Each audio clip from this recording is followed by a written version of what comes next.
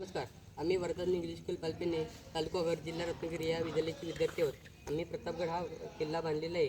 प्रतापगड हा महाराष्ट्रातील एक अत्यंत महत्त्वाचा ऐतिहासिक किल्ला आहे. या किल्ल्याचे बांधकाम श्री छत्रपती शिवाजी महाराजांनी 1656 साली सर नौरोजी यांच्या देखरेखीखाली केले होते. हा किल्ला सातारा जिल्ह्यातील महाबळेश्वरपासून सुमारे 1656 साली सर नौरोजी यांच्या देखरेखीखाली बांधला होता. या किल्ल्यावरची महत्त्वाची ठिकाणे म्हणजे आई तुळजाभवानी मंदिर, शिवप्रतिमा, अफजलखानाची कबरी आणि खंडात अरण्य व सुंदर दऱ्या.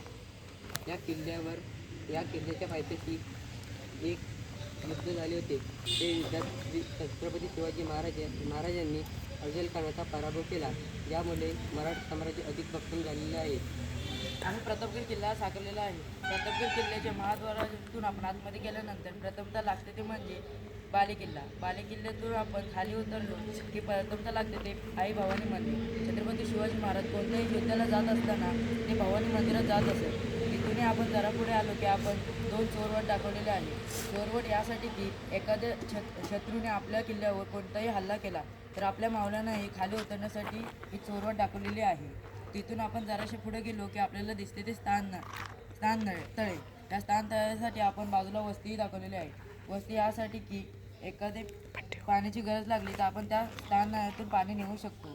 तिथून पुढे गेल्यानंतर आपण दाखवलेले आहे ते रेडका बुरुज आणि आपण अजून सूर्य बुरुज असे 3 बुरुज दाखवलेले आहे. प्रतापगड हा भारताच्या राज्यातील एक किल्ला. सातारा वाहनतळावरून गडाच्या दक्षिणेस स्टेनली बुरुज खालून सूर्योदयाच्या पायवाट्याने आपल्याला थोड्याच वेळात तटबंदी लपवलेल्या पश्चिमाभिमुखी दरवाजातून पोहोचतो. वैशिष्ट्य म्हणजे शिवकालीन रीतीप्रमाणे आधी सूर्यास्तानंतर बंद ठेवला जातो. सूर्योदयापूर्वी उघडला जातो. हा बुरुज परत पायऱ्यांच्या मार्गाने भवानी मंदिराकडे जाते.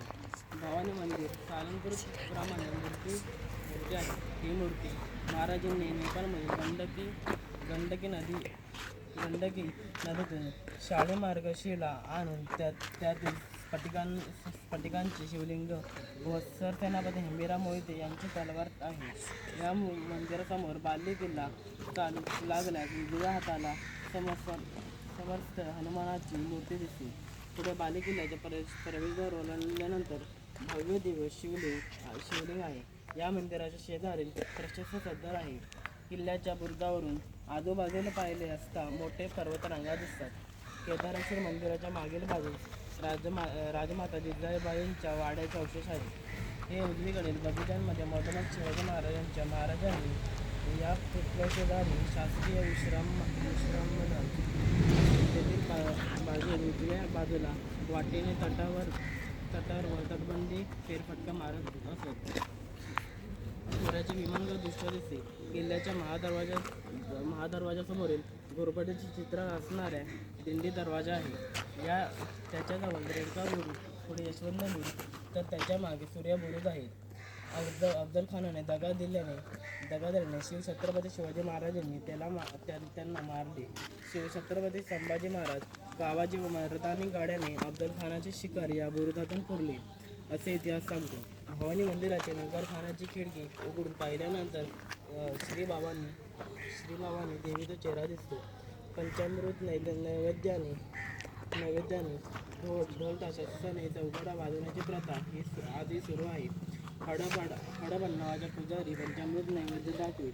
पाऊले चढल्यानंतर छोटेखानी दरवाजा लागतो आणि तेथूनच किल्ल्यात